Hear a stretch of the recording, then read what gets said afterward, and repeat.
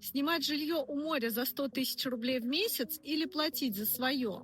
Вот апартаменты от 5 миллионов с видом на море, и платить можно от 50 000 рублей в месяц. Ты можешь не только жить здесь, но и сдавать. Есть управляющая компания, которая все делает за тебя. Сейчас еще и скидка 6%, несколько вариантов рассрочки, от 30% первоначальный взнос, удобные платежи на год.